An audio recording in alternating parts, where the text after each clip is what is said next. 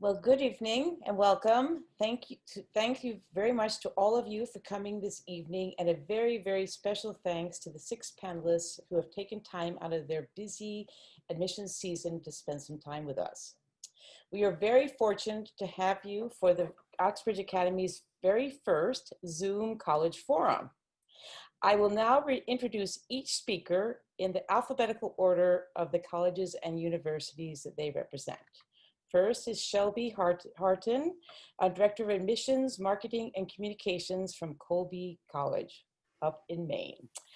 Next will be Laura Metzler, Senior Recruitment Coordinator from Florida Gulf Coast University. Third will be Samantha Buxbaum, Admissions Counselor at the Florida State University. And fourth will be Antonio Serrano, Florida Regional Recruitment Manager for the Ohio State University.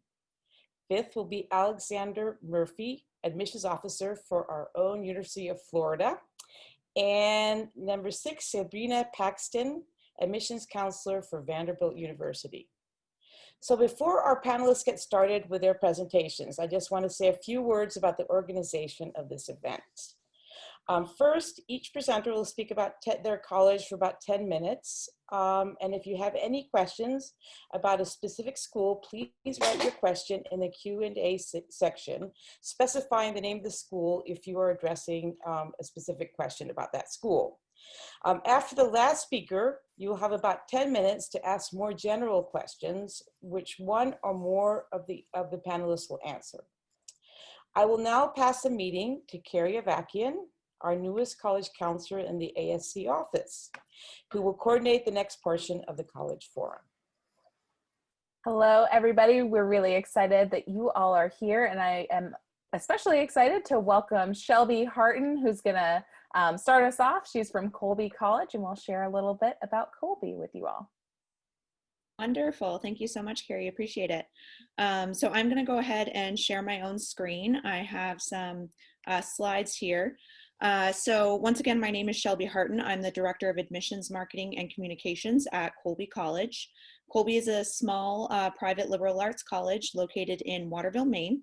We're a small college, so we have about 2,000 undergraduate students. We're undergraduate only, but we do have a pretty expansive academic curricula for a school of our size. We have 56 majors and 35 minors, as well as the option to design your own major. Students take everything from managerial economics to science, technology, and society to art history, so there's certainly a lot to choose from. Something that makes Colby unique is our Jan plan, or January term. So we pioneered the 414 calendar. This basically means that you'll take 4 classes in the fall, 4 in the spring, and in between you have 1 intensive academic experience, which we call Jan Plan. This is really a chance for you to deep dive on one particular subject for the entirety of the month of January. We have students who do courses right on campus to help fulfill our distribution requirements, as we call them. We have students who have global experiences during that time. Really, it's open to whatever it is that you're interested in and want to do. Like I said, we have 56 majors and 35 minors, so there's certainly a lot to choose from in terms of academic program. But what we like to say is that our academic programs are anchored to the world's most complex challenges. Really, that's just a way of saying that we like to introduce programs that are going to help after Colby. And after Colby is something you'll probably hear me say a lot. So essentially what we have are programs that are going to have that real world application for you. So one example is our computational biology program. It's a combination of computer science, mathematics, statistics, and biology. Students use big data and technological tools to model biological processes. This is actually an extension of our CS plus X program, which stands for computer science plus any other discipline. So we have students doing computer science and music, computer science and dance, computer science and environmental science. So this is just one example of the way we have introduced programs that are really going to give that real world application for you, the student.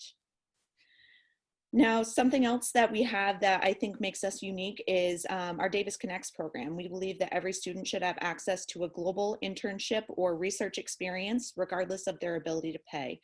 So the Davis Connects program ensures that every student can have this experience. It was started because of a $25 million gift from a man named Andrew Davis and his family, and really ensures that all of our students have the preparation that they need after Colby, once again, to give them that competitive advantage. In addition to that, Davis Connects doubles as our career center. At Colby, you're partnered with a career advisor your first year. So we're not going to wait until you're a junior or senior. We're going to start things off early. As you can see, 92% of our students are employed in graduate school or pursuing a fellowship or scholarship like a Fulbright or a Watson within 1 year of graduation. If you're interested in something specific like pre-med, pre-law, maybe media, we have Davis Connects advisors who are specific to certain industries, and we'll give you the chance to kind of connect with somebody to have those conversations early and to have them often. So even if you don't know what it is that you want to do, they can help you figure it out along the way. Some of the extra resources on Colby's campus. This is our Museum of Art, and even if you're not an art student, I encourage you not to tune out on this slide, because our art museum is actually used by over 100 classes across the curriculum each year. We have a Jewish history course that studies paint and paper quality in World War II era paintings. We have a meteorology course during our jam plan that studies weather patterns in paintings. So it really is used as a dynamic learning tool. It is also home to the Lunder Institute for American Art, which was started due to a $100 million gift in American art from the Lunder family. So a really amazing collection for students who are interested in that. And it also brings top American art scholars to campus to engage with our community. Now, this may be of interest to the athletes in the crowd, but just a few weeks ago, we opened our brand new state-of-the-art athletics facility. It was a $200 million project, 350,000 square feet, one of the premier sports venues in the country. Has an Olympic-sized Martha pool, the only of its kind in the Northeast, a 200-meter indoor track, new competition spaces for basketball, squash, volleyball, and is overall just a really incredible space that is available for use by the entire Colby community. And moving into a little bit of our extra curricular engagement. So this photo that you see here is the Bill and Joan Alfond Main Street Commons. This is a new residence hall. It was opened last year, and it houses 200 students.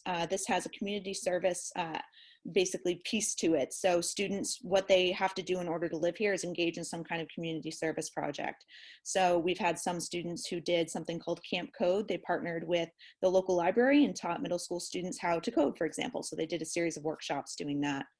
Down on the bottom floor is actually community space. So the lit up portion right up on the bottom is where town council meetings are held. The farmers market is held there in the wintertime. So really a space where we can bring the entire community together. And then just to complement that conversation a little bit, our largest club on campus is called Colby Cares About Kids. It's a mentorship program with local elementary and middle school students. So essentially acts as a big brother, big sister program. And then our second largest club is the Colby Outing Club. So they organize weekend trips around the state of Maine, whether that's skiing at Sugarloaf, the largest ski resort east of the Rockies, on the weekend during jam plan, or hiking, biking, kayaking, whatever else you can imagine on the weekends during the warmer months. And before I go into this real quick, it's also important to note that all of our students are on campus currently. So we have a pretty strict protocols in place as far as COVID-19 testing. So we've been able to keep all of our students on campus. They're all engaging in our community, attending their classes, and we're hoping that that will continue as long as we continue to be strict with our masking policies and social distancing, as well as the other things that are keeping our entire community safe. And now finally, just to touch a little bit on the application process itself, the Colby commitment is something we have at Colby that ensures that we've removed a lot of the barriers to accessing higher education. It's free to apply to Colby. There are no application fees. We do not require any extra writing supplements or essays. We are also test optional. So we have been test optional for over this will be our second admission cycle as a test optional institution. So you can choose whether to submit your test scores with your application for admission. So essentially what this means is if you can choose to submit them, if you do, we'll take the SAT, the ACT, subject tests, whatever you want to submit to us. We are an institution that allows you to self-report your scores, save you a little bit more money along the way if you do want to report, and we super score all exams. We have 3 rounds of admission. Early Decision 1 and Early Decision 2 are our binding rounds of admission. So that means if you're admitted, you are coming to Colby. So Early Decision 1 deadline is November 15th. Early Decision 2 is January 1st. And then our regular decision deadline is January 1st, and that one is not binding. So if you're deciding between some different schools, that's the round for you probably. And then finally, I think important to note is financial aid. So we meet 100% of demonstrated financial need for all admitted students. So say that we determine what your expected family contribution is going to be, and it's about 10% of Colby's cost. What we would do is make up the additional 90%, and our financial aid package would only include grants and work study. So we don't package loans. So this is an important piece because essentially everything that you get from Colby never has to be paid back, which is important once again for that phrase that I like to use after Colby when you're trying to establish yourself with your career and your future. So I think that is all that I have to share with you all today. Thank you so much for the time and for allowing me to present with you. Thank you. That was wonderful. We are going to move to Miss Laura Metzler, and she's here from Florida Gulf Coast University. Good evening, everyone. My name is Laura, and I am one of the admissions representatives for FGCU. I'm actually a graduate of the university myself with both a bachelor's and master's. When I was working my undergraduate degree, I did have a part-time job as a tour guide. So I love talking about the campus. I'm going to share my PowerPoint with you all and just go over some general information and our admission requirements.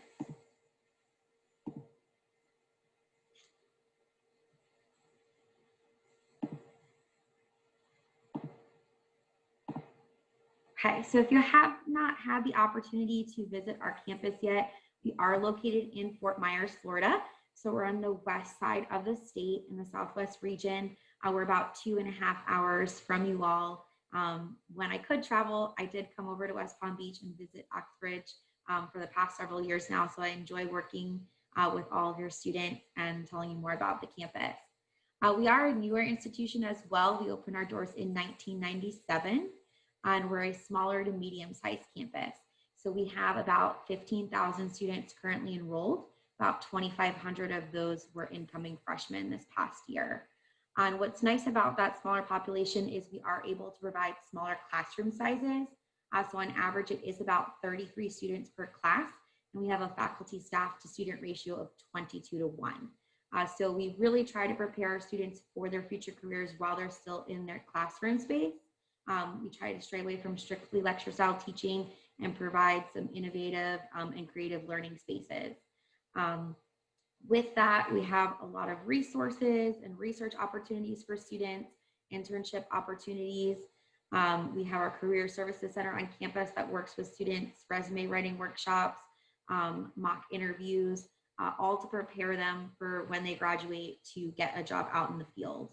And I am excited to say this slide is a little outdated. We just found out the other day that we are now top 2 in the state of Florida for job placement. And I credit a lot of that to those resources that we provide for students. In addition to academics, we do like to have fun on campus. So we have over 250 registered student organizations that students can become a part of. They range from honor societies to multicultural organizations. We have Greek life, so sororities and fraternities. I advise for 2 of our student organizations on campus, my previous sorority, as well as Dance Marathon. So even with everything going on right now with the pandemic, we are still, of course, socially distancing and wearing masks, but we do have students on campus, and we're trying to provide some traditional experiences in a safe environment, as well as some new innovative virtual experiences. We do also have sports. We're Division I. We're part of the Atlantic Sun Conference. Basketball is definitely one of our most popular sports. But in addition to that, we have volleyball, soccer, golf, tennis, cross country, women's swimming and diving, just to name a few. On the next slide here just gives you all some visual aids as to what I was speaking of before with that hands-on learning. One of my favorite programs to talk about is our nursing program. We are ranked, top within the state of Florida for nursing. We have 100% pass rate for the NCLEX, which is the exit exam for the nursing program. And I will credit a lot of that to that hands-on experience. So we have our own mock emergency room on campus, and we allow students in that program the opportunity to work in the emergency room with the simulation patients. They talk as though they're real patients. We program them to have fake heart attacks. The students learn how to insert IV drips, how to draw blood, and that all prepares them for their clinical rotations when they're going out in the hospitals. And this slide here is probably exhibiting my favorite part of the campus, which is our housing. I'm definitely a little biased, but I think we have some of the best housing in the country. No matter where you live on campus, you do have your own bedroom space, even coming in as a freshman student. So what you see here in the picture is South Village, which is our freshman housing. And there are 5 residence halls over there. So you have an opportunity to choose between a 2-bedroom suite or a 3-bedroom suite option. With that, you do get a small living space and you share the bathroom area. And then all the buildings do come with community kitchens. So if you wanted to cook, even though the individual rooms don't have stoves and ovens, you can use those community spaces. They also have laundry facilities, game rooms, study halls, computer labs, lounge areas, kind of like living in a hotel. You have access to the resort style swimming pool that you see in the photo there. And then we did just open up this past January a new campus rec and wellness center. So we do group fitness classes there. We have a cardio deck. We have 2 indoor basketball courts, as well as weightlifting space for students. And then in addition to that, our largest dining hall on campus is located over in South Village. It is buffet style. So once you swipe in, you can eat as much as you like. There's different serving stations. We always have pizza, pasta, soup, salad, sandwiches. And then in addition to that, you do also get flex dollars. So that's money that's put on your student ID, and that can be used at any of the other dining areas on campus. Just to name a few, we have Chick-fil-A, Jamba Juice, Papa John's, Einstein Bagels.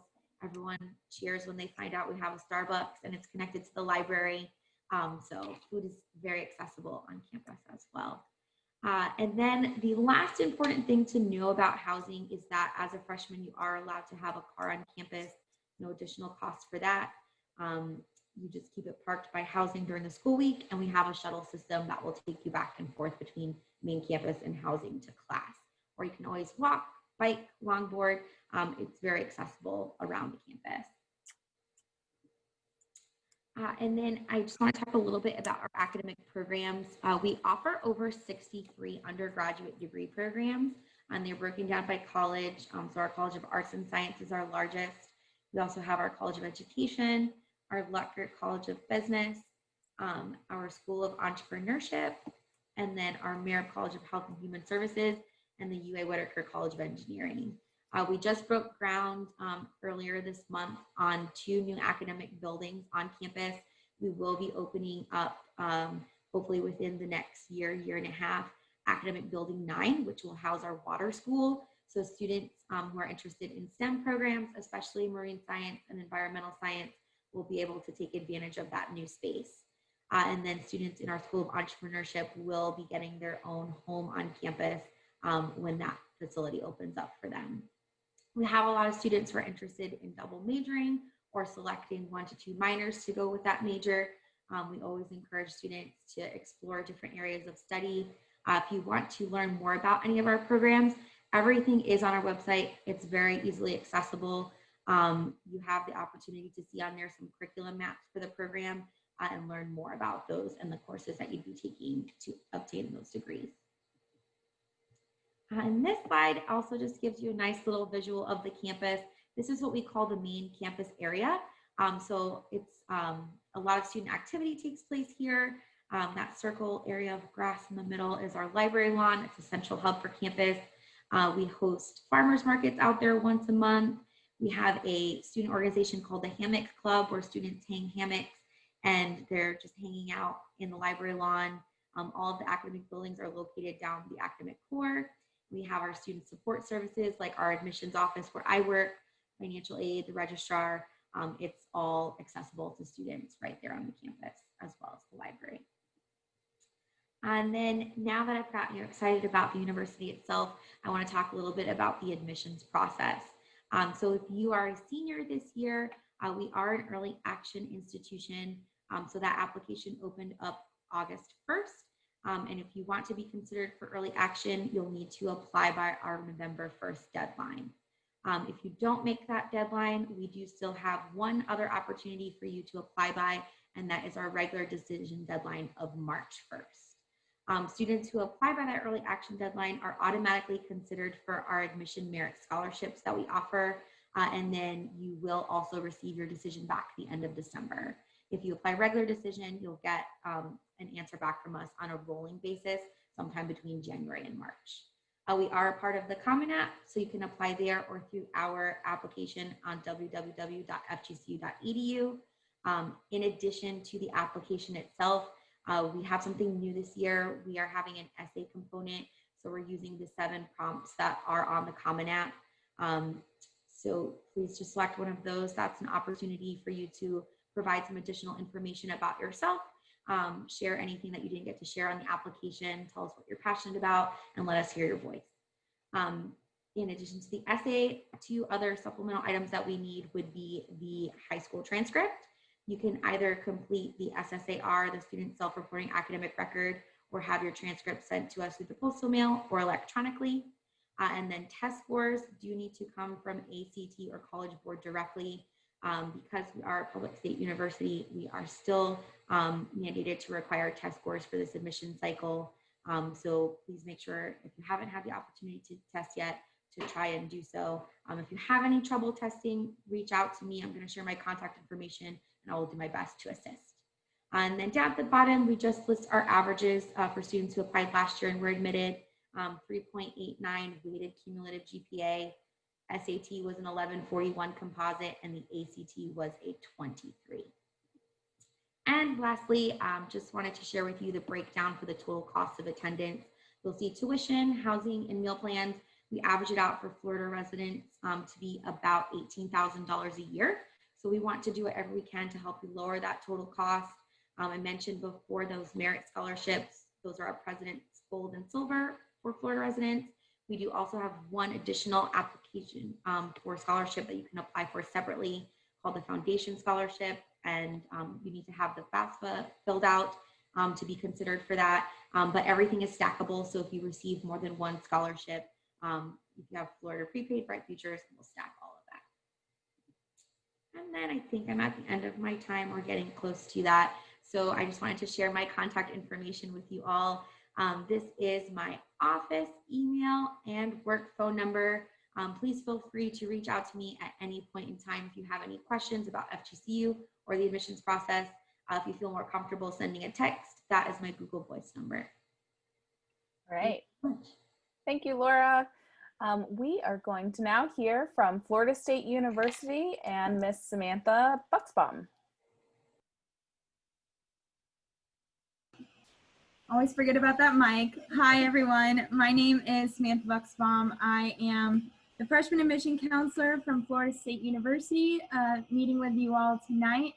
I have a quick presentation for you all, so we'll get right to it. But let me go ahead and start it now. So at a glance here, just some quick facts about FSU. We are located in Tallahassee. We were founded in 1851, so that makes us the oldest continuous site of higher education in the state of Florida. We are currently ranked in the top 20 for top colleges and universities in the U.S.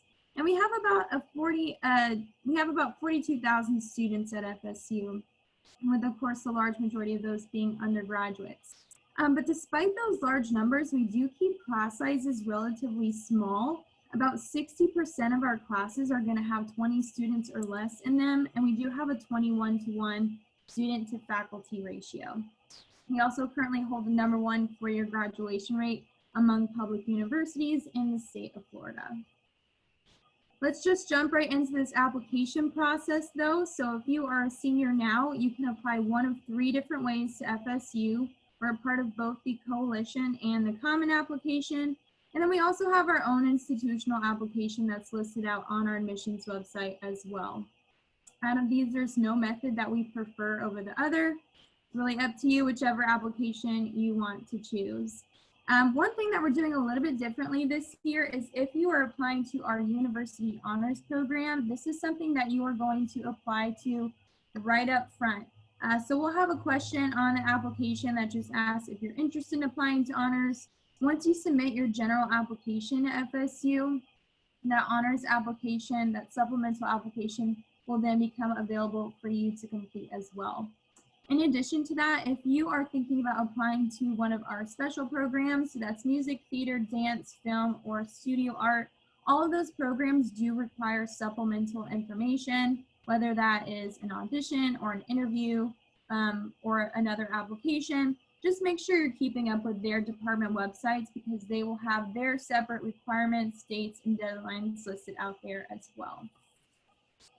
But another part of the application process that we do ask for students to complete is the self-reported student academic record. This is a required element of our application. Essentially what this is, it's an electronic version of your high school transcript that's created by you. So what you'll do is you'll essentially get a copy of your transcript, enter all of your coursework into there, and then once you're done, it's going to give you a 32-character code. What we need you to do with that code is copy and paste that into something that's called your application status check. So 24 to 48 hours after you submit your application at FSU, you'll get an email from us that will instruct you on how to create this application status check. And this is really going to be your home base throughout the application process. You'll link all your supporting materials here. And ultimately, this is where you're going to come back and find your admission decision as well. But like I mentioned before, here's where you'll connect that SSAR account. In addition to that, here's also where you can self-report your ACT and or SAT scores. So as Laura had mentioned before, because we are a public institution in the state of Florida, we are still requiring at least one ACT or SAT score at this time. Save you a little bit of time and money up front, you can go ahead and self-report as many scores as you would like on that application status check. Another thing that you can upload here are your personal essay and or resume. These 2 items are optional, but they are strongly encouraged. So I definitely recommend filling those out as well. Eventually, we'll need you to complete a residency declaration form. Doesn't matter if you're in state or out of state, we just need you to complete that for tuition purposes. Now on to our deadline. So at FSU, we keep things pretty simple. We have 1 priority deadline and 1 corresponding decision date. This year, we have pushed back our priority deadline to December 1st. We know that it has been pretty difficult for our students, our applicants, to be able to test. That is why we have pushed back that deadline this year to hopefully allow you a little bit more time to do that. We are going to be accepting those November test scores. We will even accept the December test scores. So if the first test you are ever able to take is the December SAT or the December ACT, as long as you have everything else in to us by December 1st, we can go ahead and accept those scores as well. If you get everything in to us by then you'll find out your admission decision on February 18th. Now, the reason why we call it our priority deadline is not because it is early action or a binding deadline. Really, all that means is that you are you have priority admission consideration. So you have priority admission consideration, you have scholarship consideration, honors consideration. You're also the first in line to apply for university housing as well. So it's definitely a big benefit to getting everything in by our December 1st date. We do accept applications after that on a rolling basis.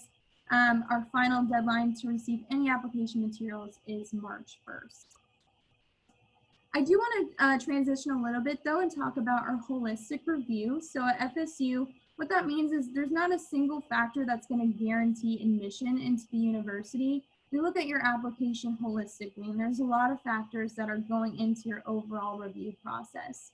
Obviously, academics play a huge role in that, but it's not just your straight up GPA and test scores. We're looking at a variety of factors. We're looking at to strengthen your curriculum throughout your entire high school career. We're even looking at your senior year classes. So all that's going to be taken into consideration. Again, that essay and resume, those are really the more personal items of your application, really give us the opportunity to get to know you beyond your grades and your test scores. So I definitely recommend completing those 2 items as well. You'll have a lot of essay topics to choose from. We too follow those Common Application Coalition essay topics. So you have a lot to choose from. And then as far as the resume goes, there's no specific format we need you to follow. You can just include anything from community and volunteer service, jobs and internships, clubs, sports, whatever you've done outside the classroom. We also have a tool called Landscape. This just provides us a little bit of data about your school, about the neighborhood, and about the curriculum that's offered at your school as well. We also provide an additional space on the application for you to let us know of any additional information that you feel might be relevant to your application. So all of that is used in our overall holistic review. Transitioning a little bit now, let's talk about finances. So you all will be looking at the Intergarnet text box as Florida residents. This estimated cost of tuition is based on taking about 15 credit hours for both a fall and a spring at FSU. We've also included some rough estimates for things like housing, meal plans, books and supplies. So again, this is a rough estimate for about a year's worth of tuition and fees at Florida State. If you are hoping to receive need-based assistance, you'll want to complete the FAFSA, the free application for federal student aid. It opens every year on October 1st, so it is open now for you to go ahead and complete. We also do offer merit-based scholarships at the university. I will go ahead and just talk about the one that comes directly from the Office of Admissions. That's specifically reserved for in-state students. It's called the University Freshman Scholarship. What's especially great about this scholarship is there's no separate application for it. Students are automatically evaluated based on their academic merit when they apply to the university. And transitioning finally, let's just talk a little bit about life as a Knoll. We have over 700 registered student organizations on campus at FSU. Speaking from experience, I am an alumni of Florida State. My biggest recommendation to all our incoming freshmen is get involved right as soon as you get on campus, because that is really where you're going to find your community. We also have 20 dining locations on campus. One you see pictured here is Swanee Dining Hall. We also have a variety of restaurants and even food trucks as well. We also have a great campus rec. Not only do we have our 2 fitness centers, one including the Leach, we also have the FSU Reservation, which is lakefront property that's just a couple miles down the road from FSU, where students can go out and relax and kayak and paddleboard and relax by the beach, all for free. I do want to talk a little bit about housing contracts too. So the way that those work is they'll become available once a student is officially admitted to the university. So if you're applying by our priority deadline, you'll get your admission decision on February 18th. Most likely those housing contracts will become available sometime late February, early March. Living on campus is not required at FSU, but we do find about 80% of our freshmen do decide to live on campus that first year. And we made it to the end here. The best way to contact us at the moment is through email. So admissions@fsu.edu is really the best way to reach out to us. We also are offering a variety of virtual events. We are unfortunately not offering any in-person tours at the moment, but we do have a lot of great ways for you to connect with us virtually, whether it is through our ambassador-led virtual tours, admissions presentations, and we also now have started a podcast called The More You Know that's available on our admissions website as well. But thank you so much for your time this evening and for allowing me to present on FSU. Thank you, Samantha. We are now going to switch over to hear about Ohio State from Antonio Serrano. Good evening. Hello, everybody. Thank you for hosting us today. I'm happy to be here and connect with you. My name is Antonio Serrano, based in Miami, Florida. I am the Florida Regional Recruitment Manager, and I am your resource, Everything Ohio State. I promise you I will have my presentation done within 5 minutes. here we go. Let's start on our academics. So Ohio State is the third largest public university in the world, just over 46,000 students at Ohio State, undergraduate, I might say, just over 60 with total enrollment. We're based in the beautiful city of Columbus, which is Ohio's state capital. So our students have a beautiful residential college town environment around University District, but 10 minutes down the road have a vibrant Midwestern city. So while you can see a few of our stats here, one thing that folks should know about our size is that it's something that we're proud of. We have a ton of resources for our students. This is a university that has its own executive airport with an academic and operational terminal. We have a partnership with NetJet. We have a 500-acre wetlands area where we have research labs for everything from migratory birds to rain runoff to environmental studies. We have a state-of-the-art campus with 33 residence halls, 16 dining halls, Division I sports program. So this is the real deal. This is a traditional, quintessential American university experience. If you would like to learn more about our 200+ majors, please check out majors.osu.edu. Now, Ohio State is an academic powerhouse. Research is one of those ways that we set our students up for success. So we are a Tier 1 research university, which means we get federal and state funding to do large-scale research opportunities, research faculty on campus that bring meaning and purpose to the classroom, as well as a lot of great real-world experience. One of our students, Mimi, I just want to show you an example of what kind of research we do. And most people think about it in the sciences or the biomedical area. But our dance student, Mimi, she decided to do a research project where she incorporated her love of dance and her major with helping cancer patients learn how to do balance and movement. So really research is across the board at Ohio State, and we will have things to encourage our students to get involved as early as their sophomore year in that undergraduate research. We have more than 120 education abroad programs in to 50 different countries, all 7 continents. Everything ranging from a traditional month or year abroad to a smaller study trip, which is faculty-led, that could be a week to a month long. So a study abroad option for anybody who wants to have one. Lastly, through our digital flagship with Apple computers, we do provide an Apple iPad with smart keyboard and pencil. This is all free of charge. It's part of our digital flagship with Apple computers. Our students are able to learn how to code on the iOS system. They get that technology for free from Apple for them to keep for their 4 years and beyond, but it will interface with our classroom technology, and our faculty are using that for their in-classroom instruction. So through our first-year experience program, we're teaching them how to use that to further their education. So finding your fit. We know we're a big institution, but we have a nationally ranked first-year experience program.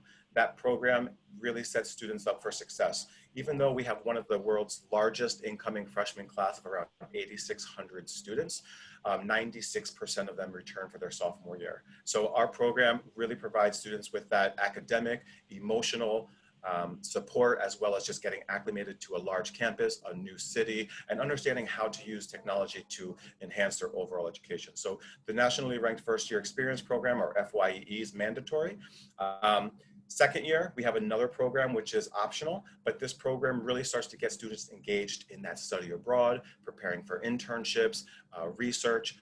Students who choose to do our STEP program will receive a $2,000 grant towards an educational experience. So another way we put our money where our mouths are and try to get students those engagements outside the classroom.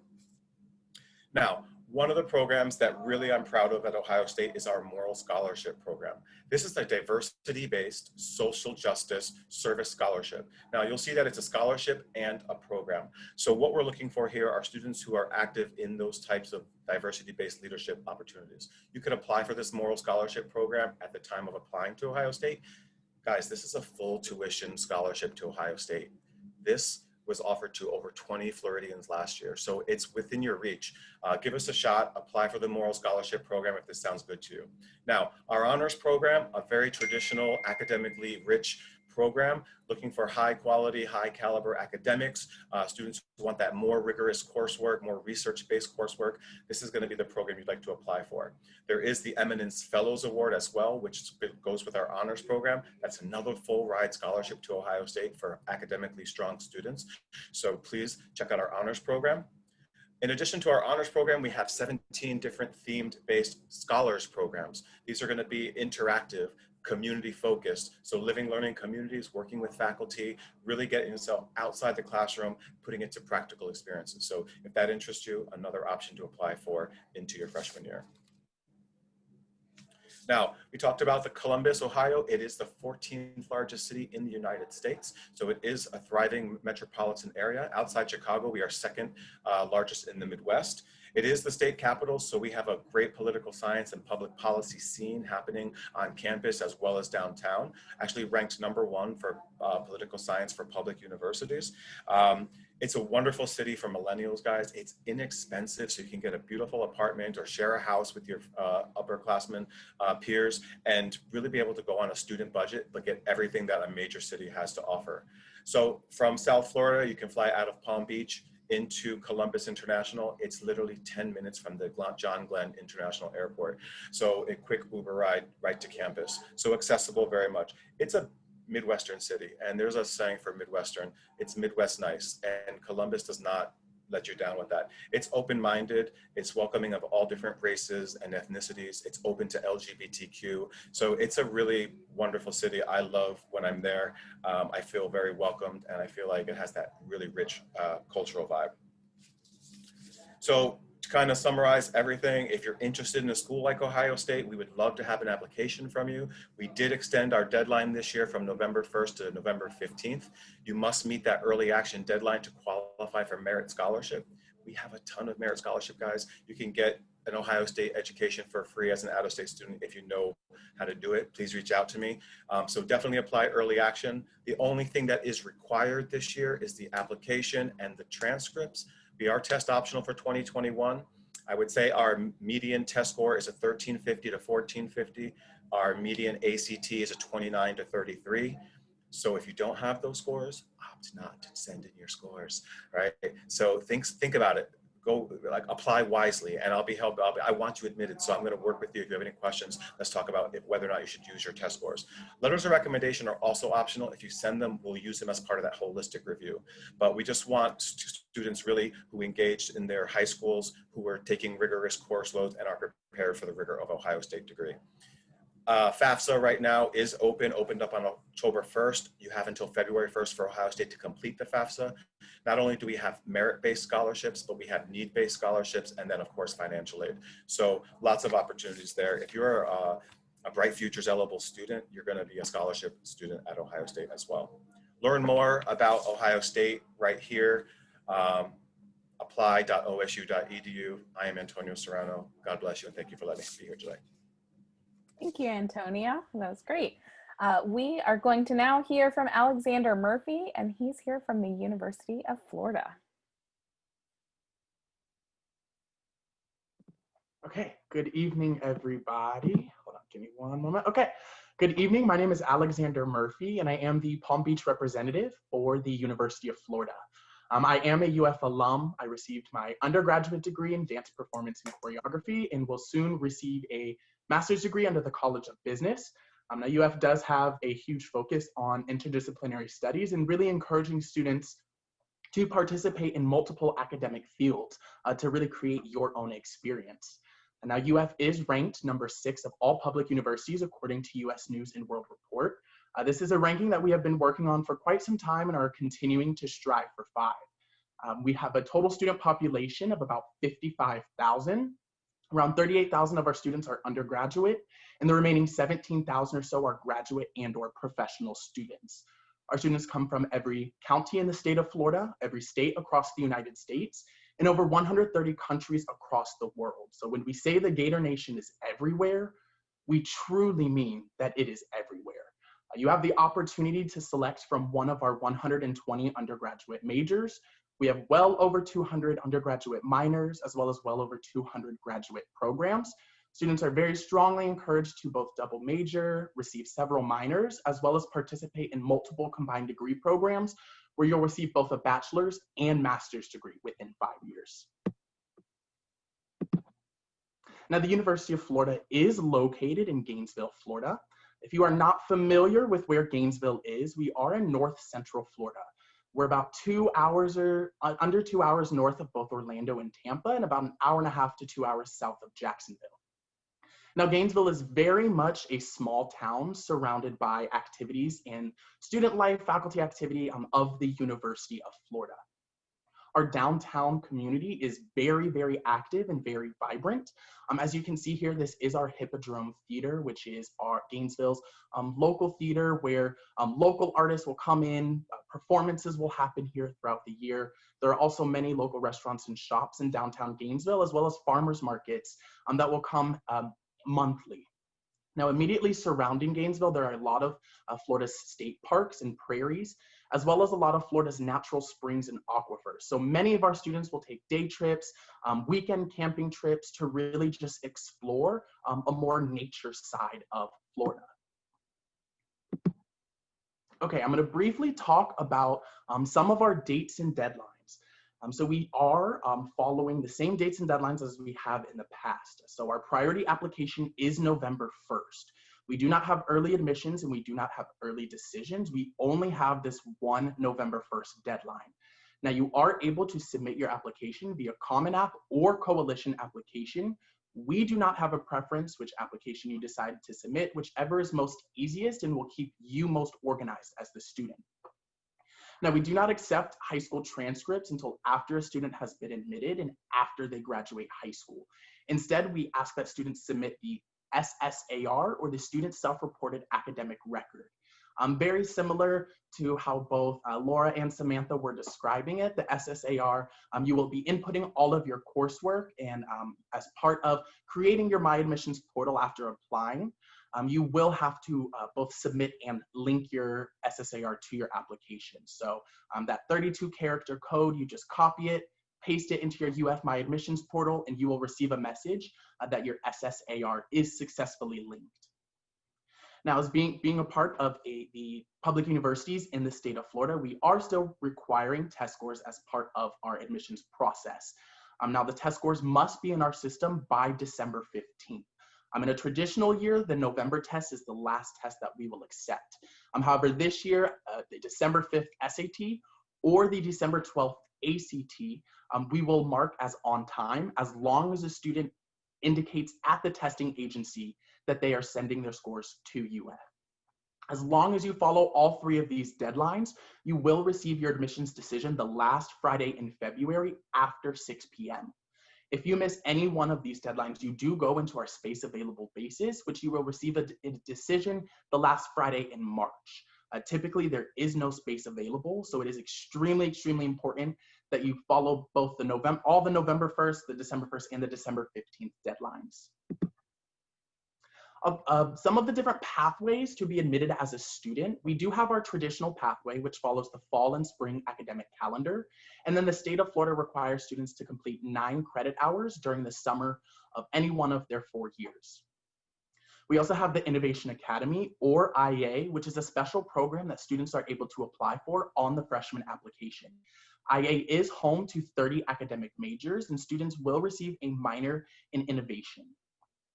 I strongly encourage you to visit the website, innovationacademy.ufl.edu, just to learn a little bit more about what this special program offers. You are working in those minor classes, those innovation classes. You are working with students in the Innovation Academy in a smaller cohort to really solve real-world applicable problems. Now, this does follow a non-traditional academic calendar, so students will be full-time in the spring, full-time in the summer, and then students will have their fall semesters off essentially to do study abroad, participate in research, maybe you want to work or even take classes online. You are just restricted from taking courses on campus. Now, we also have our honors program, which is a special program that students are able to apply for on the initial application. If you are interested and you select the checkbox, there are 2 short responses that you will have to write that will be reviewed by the honors committee. Now, some advantages in being in the honors college. The honors program does have their own residential hall, which is suite style living. You have your own room, or you share your room with one other peer, and then you'll have a shared bathroom with either 1 or 2 other students that have a separate room. Now, you also have the opportunity to participate in early and advanced registration, which you may not think is a big deal, but when you're coming in as a first year and you are registering for courses before seniors who have been there for 4 years, you really are having a huge advantage in choosing and creating the schedule that you would like. Now, we also have PACE, or our Pathway to Campus Enrollment. PACE is a partnership program with UF Online, where we see academically talented students, but we don't have space on campus to accommodate them. So this partnership program does require students to complete their first 60 credit hours and receive their prerequisite courses for their major through UF Online, and then they are guaranteed to transition onto campus as an upper division student. Now, you are able to bring a total combined of 45 credit hours from AP, ACE, IB, or academic dual enrollment. The only requirements are that you complete 15 credit hours over the course of 1 academic year. I'll briefly talk a little bit about the student life, some student activities, as well as our student affairs support and resources. So as you can see, we have well over 1,000 student clubs and organizations. Our student government budgets around $21 million annually for students to participate in a wide range of activities. Around 20% of our student population does participate in Greek life. We do have all four councils directly on our campus. As you can see, we have many dance teams, cultural teams. We have a Fallen Gators skydiving team. We have a hammock club, a club to help you find a club. If anybody is familiar with the Harry Potter movie series or book series, we do have a Quidditch team on campus. Many activities. We take pride in saying, if you are interested in an activity, we have it at UF. And the great thing is if we don't have something that you are interested in, or you have a desire to create an organization, you and a small cohort of students will be able to work with student government to create your own organization and leave a legacy at the University of Florida. Now, we have great student affairs system, as well as support and resources for all students, staff, and even faculty on campus. We have a multicultural and diversity affairs office, which both celebrates and empowers diverse communities on campus. They have recently renovated our Institute of Black Culture, as well as our house for La Casita, or the Hispanic Latino Affairs house. It really goes into great detail about both the African American experience as well as the Hispanic Latino American experience, both in Gainesville at the University of Florida and in Alachua County. We also have our You Matter, We Care initiative, which supports the holistic well-being of all students, staff, and faculty on campus through our Counseling and Wellness Center. We have our Disability Resource Center, which works with a wide range of students to make campus as accessible as possible for all students across all backgrounds and identities. So that's all I have for you all today. This evening, thank you all so much for listening to my presentation. Have a great evening, and go Gators. Thank you so much. Okay, so now we are going to move from Gainesville to Nashville and hear from Sabrina Paxton with Vanderbilt University. All right, guys, thank you so much for having me out. I know I am the last presenter and Zoom fatigue is real, so I promise I will keep mine within 10 minutes. But yeah, let's look at Vanderbilt at a glance. We do have just under 7,000 total undergraduates.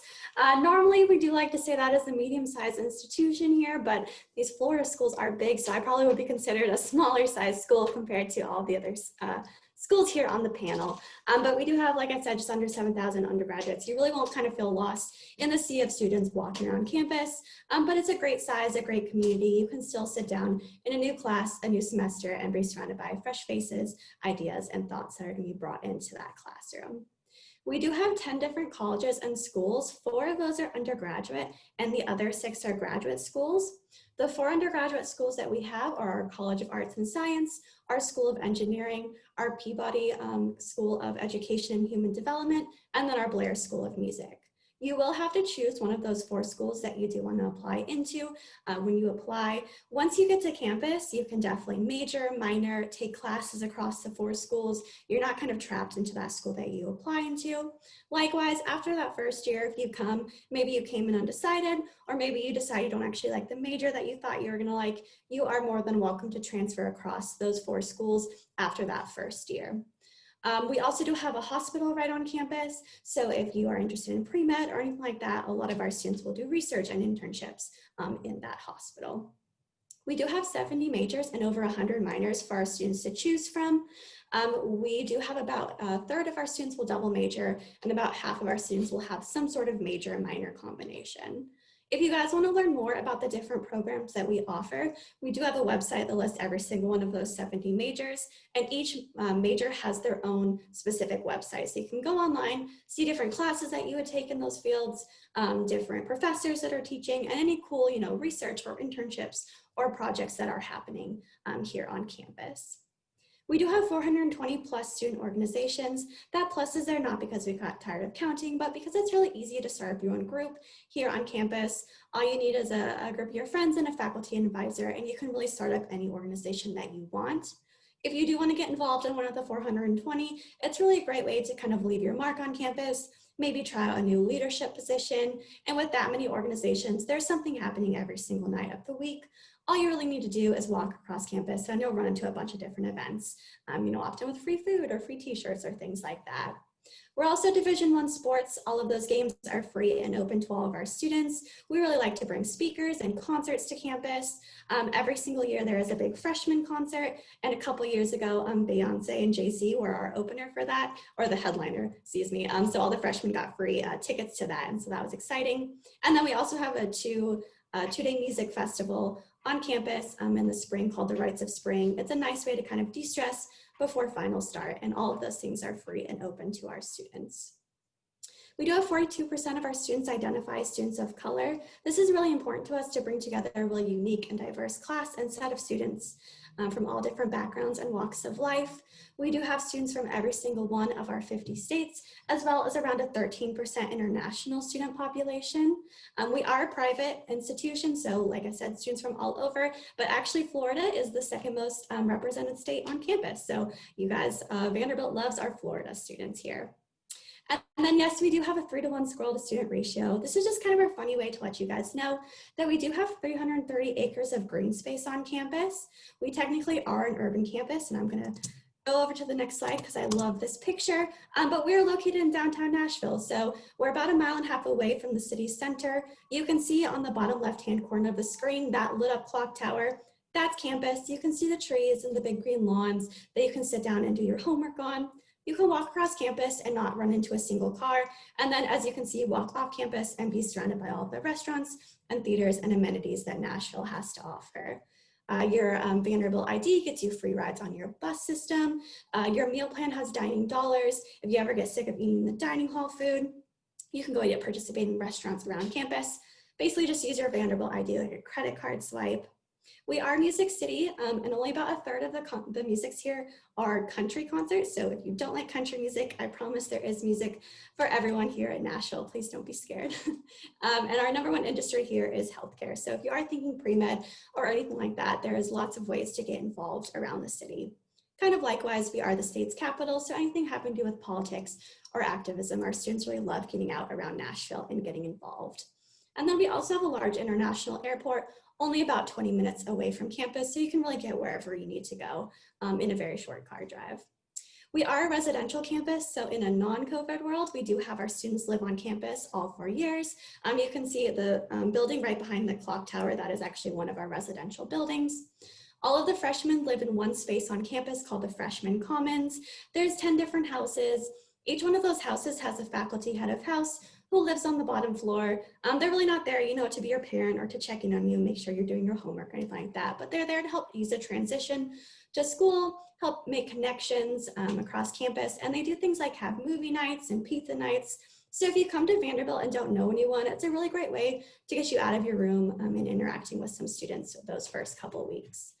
Just so you guys know, right now, we did give our students the option for doing in-person or virtual learning. About 80% of our students are on campus now. We brought all of the freshmen to live on campus. We think that's a really important part of the Vanderbilt education. They're all living in singles, but they do have a virtual roommate, so I think that's going well. And all of the upperclassmen were given the option to live off campus. Hopefully, we plan on bringing everyone back as soon as it is safe to do so. So let's kind of transition over to the admissions side. We are a holistic process, which means there's no GPA cutoffs or test scores that you have to get to apply to Vanderbilt. We really look at everything that is sent, but we try to see, kind of put everything together and get a picture of who you are as a whole person. as much as we can from a piece of paper, but there is no one part of the application that is kind of held up as more important than anything else. But we do kind of focus in on a few different things. So we look at academic achievement. This is, you know, your grades and your transcript, but it's also rigor of your curriculum, whatever is considered most challenging at your school. That's what we hope to see you engaging with, really taking those challenging classes and preparing yourself for college level work. So for this year, we are going test optional. This is new for us. This is the first year that we have gone test optional. It's definitely scary and anxiety inducing for a lot of students, and we completely understand that. A lot of students will reach out to me and kind of ask, you know, what's your middle 50%? Like, what is a good score that I can submit that would help me or hurt me? I would love to give you guys one test score, one answer. I wish it was that easy. My best piece of advice for any seniors out there really trying to figure out if they should send a test score into Vanderbilt. If you were able to take a test and if you like your score, you think it accurately represents who you are as a student and all of the hard work that you've done for the last 4 years, go ahead and submit it. If you can't answer yes to those questions, don't submit your test score. It's not going to hurt you in this process, and you will not be disadvantaged if you don't send in a test score to Vanderbilt. If you do want to submit a test score, we take either the SAT or the ACT, and we will super score either one of them. So that's completely up to you. I think that there are also some juniors listening. Just so you guys know, this is a one-year kind of change in our policy. We do plan on going back to requiring a test score after this year. But of course, if the world doesn't change or get any better, I hope it does, but we will reevaluate our process when it comes closer to you guys applying and let everyone know. In terms of kind of extra tests like SAT subject tests, all of those things, those are not required in our process. They're all optional. And if you take them, want to submit them, you're more than welcome to do so, but don't feel like you have to go out and take those tests for Vanderbilt. We also require letters of recommendation. We do need 3, 2 from teachers, preferably in your junior or senior year, because they know you most recently and can really speak to who you are in the classroom. And then a letter from your counselor. If you have more than the required 3 that you want to send along, you're more than welcome to do so. My best piece of advice there is really make sure that it's adding to your application and not just, 5 teachers saying the same thing about you over and over again. But if you have a mentor or a coach or someone who knows a different side of you, you are more than welcome to submit some extra letters. And then the last 2 pieces are hopefully where we get to see a little bit more of you outside of just grades and test scores and numbers. So your essay is where you get to write about whatever you want, whether it's a story or a challenge, whatever you feel comfortable sharing. There is no one right topic to write about in your essay. I forgot to mention this at the beginning, but we accept either the Common App, the Coalition App, or the Oxbridge app. We also don't have any supplemental essays. We have a supplemental short answer that is much shorter than the longer essays, and it's really just asking you to expand on one of your extracurriculars. So pick the one that's most important to you and kind of tell us how that's had to have a big impact on your life. And then the last piece that we look at are those extracurriculars. We want to see what you're excited about, what you're engaged in, any communities that you've had an impact in. Also, I just want to note that we realize these are going to look very different this year. COVID has changed and canceled and all those kind of things with sports and internships. So this doesn't have to be the very traditional, I played on the soccer team. If you self-taught yourself a skill in quarantine, if you volunteered in your community, if you just had a lot more family responsibilities the last couple months, those are all very real and valid things that you guys have been up to. So please feel free to put those down on the extracurricular chart. We just want to know how you guys have been spending your time. And then really quickly, I'm just going to kind of fly through this. We do have 3 big full tuition merit scholarships that you guys can apply for. You can find out more information about kind of the more specifics on those on our websites, but they do have an application. And the main thing to note there is if you want to apply for merit scholarships, you have to get your application in by December 1st. Our regular decision deadline is January 1st. So you don't have to apply via the early decision binding process, which I'll talk about, but you do just have to get your application turned in earlier than that regular decision deadline. So like I said, we have 2 different ways to apply. We have regular and we have early decision. This has been mentioned in this presentation earlier, but early decision is a binding process. You're really committing yourself to go to Vanderbilt if you apply early decision and get in. We do not have early action, which is that non-binding early pathway. We just have early decision. But we have 2 different ways, or 2 different rounds of early decision. So the first round is obviously early. Sorry, my cat just knocked something over. The first round, you'll apply by November 1st, but you'll hear back by mid-December, nice and early. The second round is January 1st, so it has the same deadline as regular decision, but you'll hear back earlier than the regular decision kids. And then the last thing really quick is what you see here on the screen. This is Opportunity Vanderbilt, and this is our need-based aid program. We only have about 200 of those merit scholarships that I mentioned because most of our money will go to this need-based aid. With Opportunity Vanderbilt, we do make 3 big promises. The first promise is that we are need blind for US citizens and eligible non-citizens. What this means is when I'm reading your application, I have no idea how much your family can or can't pay to come to Vanderbilt. This does not affect your admissions decision whatsoever. We have our own Office of Financial Aid that does all of the financial aid paperwork. The second promise is that we'll meet 100% of your family's demonstrated need. If you're going to apply for financial aid, you need to turn in the FAFSA and the CSS profile. Those 2 pieces of information will give our office a number for your estimated family contribution. What they think after looking over those 2 pieces of documents that your family can reasonably contribute to your education. Whatever's difference between that number and then the sticker price of Vanderbilt, which is room, board, tuition, fees, all that extra stuff, the gap between those 2 numbers is the amount of money that Vanderbilt will give you to come study on campus. And the third promise is that does not include loans. It's only grant money and you never have to pay any of that back once you graduate. Last year, the average financial aid package was around $51,000, which is actually higher than our tuition. We really want to make sure that Vanderbilt is affordable and accessible to anyone who would like to come. Around 65% of our students do receive some sort of financial aid. And if you guys want, you can go on our financial aid website, do the Vanderbilt specific net price calculator. It asks for a lot of information, but it's because it wants to give you a really accurate idea of how much money Vanderbilt will be able to offer you if you were to attend. All right, guys, that is all I had. I'm going to stop sharing my screen.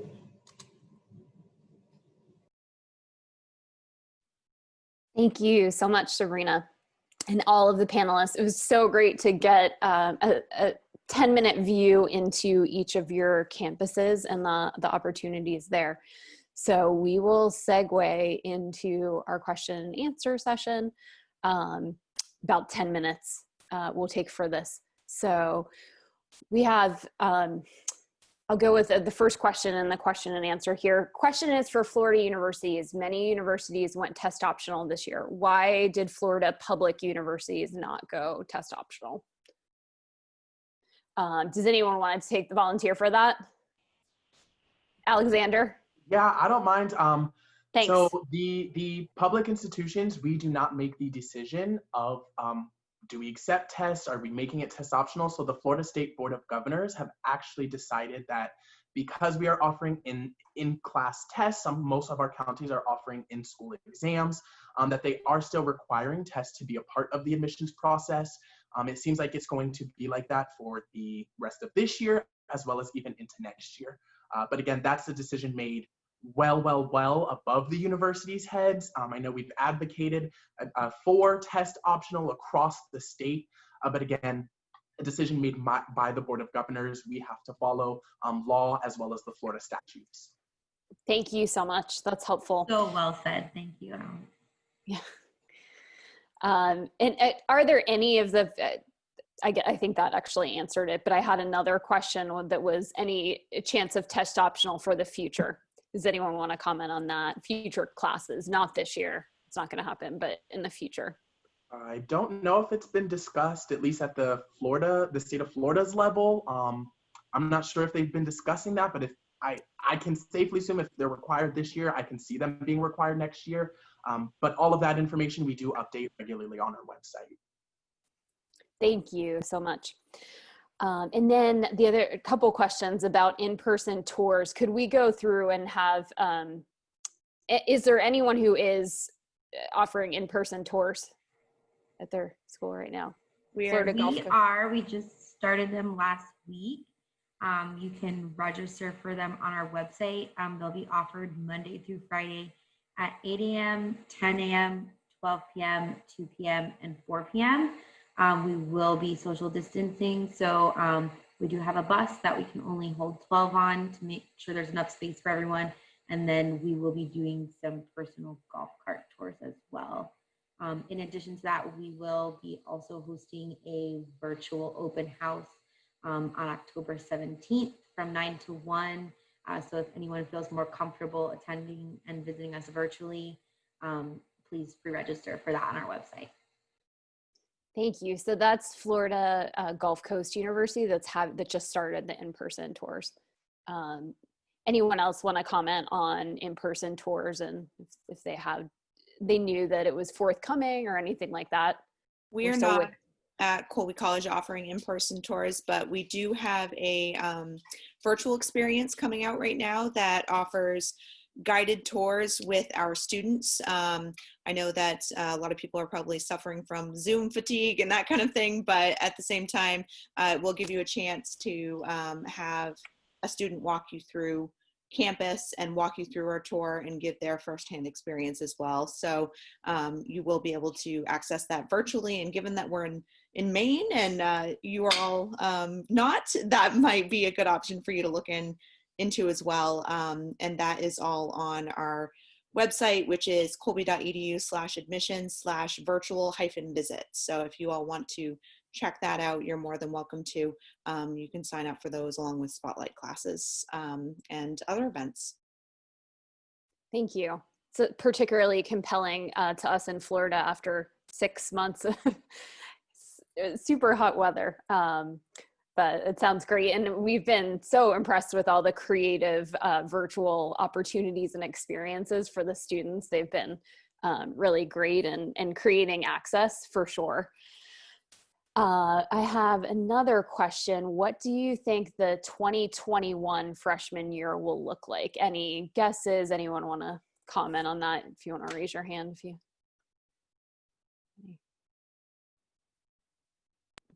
No idea. I know or at least at UF, we're kind of in a hybrid mode right now to where students have to be cleared to come back to campus. We're offering hybrid classes. Some of our smaller specialized programs are taking only in-person classes, but I would say most of campus is virtual. We're still kind of trying to navigate what spring semester is going to look like, at least down here in Florida. So not yet on any plans, but hopefully we're hoping to be fully back in person, at least here in Gainesville. Good. That sounds great.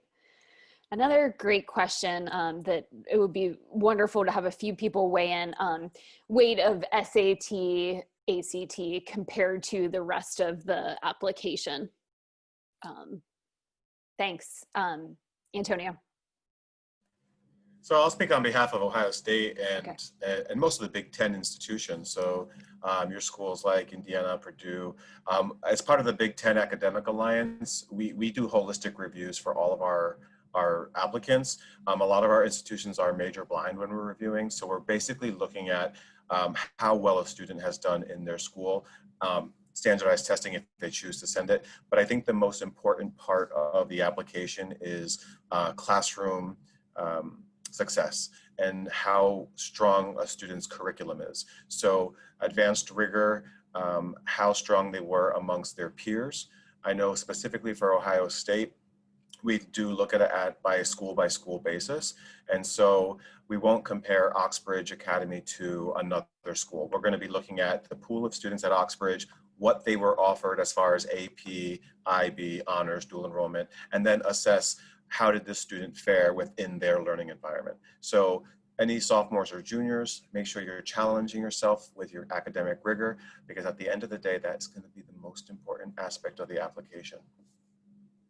Thank you. Is there anyone present who would disagree with that for their institution, that academics, so courses selected and grades earned in those courses, is the most important thing? We kind of, if I'm thinking about it, we break our application kind of into 4 different sections, like GPA, strength of schedule, your test score, extracurricular activities, and your resume, kind of like the holistic review. And each one is looked at in the same way as the next. So if you want to break it up to percentages to kind of help it ease in your mind, each portion of the application would be about 25% and kind of hold that weight. Thanks. Could you go through the 4 again for us, please? Yeah, of course. So GPA/strength of schedule. Okay. SAT, ACT test scores, your extracurricular activities, and your essay. Thank you. I would really echo what you have just like, we're very similar with that. I would say it's really equal parts of those four. Those are great categories, those four different categories. Thank you, Sabrina. That's great. And at Colby, just to add to that, all of those pieces are important to us. We do conduct a holistic review, much like Ohio State, but it is, you know, an additional part that maybe wasn't mentioned before was letters of recommendation. So that's also something that we're considering in addition to everything else. So we really are reading every single part of the application. We don't have any required extra materials or anything like that, but anything extra that you submit as well, we're looking at all parts of it. Thank you so much. It's good to learn that. And I was interested to learn about first year experiences. Does anyone want to have a first year experience or something specific, or even a tradition or something that's a hallmark of the first year at your school? I can add in that at Colby, we have what's called the Colby Outdoor Orientation Trip. So this is kind of a tradition that's going back to, I think, the 40s is when it started. And it is an orientation for all first year students coming to Colby. There are a variety of activities to choose from, some of which include outdoor activities. It could be hiking Mount Katahdin, which is the largest mountain in the state of Maine, or it could be whitewater rafting, or there are cooking courses and yoga. So definitely a lot to choose from, but the Colby Outdoor Orientation Trips, which are led by upperclassmen, are some of one of the, I think, first year activities that binds all people or students at Colby together, because they're all coming in and doing it, and they are led by upperclassmen as well. So juniors and seniors leading that, which definitely creates a nice relationship amongst the small groups that are going out. Thanks. It sounds like a great way to meet the fellow students as a freshman. At FSU, this obviously isn't a required thing for our freshmen, but we do have a unique first year abroad experience that students can participate in. We have 4 main study centers across the globe, one located in Valencia, Spain, Florence, Italy, London, England, and Panama City in the Republic of Panama. If students want to study abroad at FSU, they can do that at any time, but our first year abroad is a unique experience because it does provide somewhat of a robust study abroad experience. You're there for a full calendar year, and you can study at up to 2 of those locations while you're abroad. But we do have other study abroad experiences in over 30 different countries throughout the globe. Wow. Sounds great. I'll Thank share you. one thing real quick, if you don't mind. Yeah. I just think this is really cool. You know, we're such a big institution and we have such a big incoming freshman class, but I always find it so incredible when on move-in day. So unless you're coming up for like an early arrival program, we pretty much move all of our freshmen in on like 2 days over a weekend. And so 8,000 plus new freshmen moving into a campus, and it goes so smoothly, and it's an opportunity for our upperclassmen that come back to help for that. And so non-COVID years, we have seniors and juniors come in to help all of those 8,000 freshmen move into campus, carrying their stuff, helping them, showing them around. And so I just find it to be such a community building event. The other really great thing for freshmen in their first year is when they get out onto the Ohio State Oval and you see the full mass of the students and all the 1,500 plus clubs and activities fill the lawn. It's just a great energy. And so, yeah, those are 2 of my favorite things for freshmen, when they kind of get that, just that overwhelming sense of energy, and then the pride just sits in. So those are 2 really fun things about OSU. Thank you. And then a Vanderbilt question. Do the teacher recommendations that a student submits to Vanderbilt have to be from a core class? If we had them for a core class, let's say we had a teacher for a core class freshman year and then an academic elective junior year, is that a valid recommendation? So it's suggested that it's from a core class. We like that, but my kind of piece of advice there is if you have a teacher that knows you really well and can write you a really nice, thick letter of recommendation that is not maybe in a core class, I'd rather see that letter than a very like thin letter from a history professor just because it counts as a core class. So if you can get it in a core class, that's great.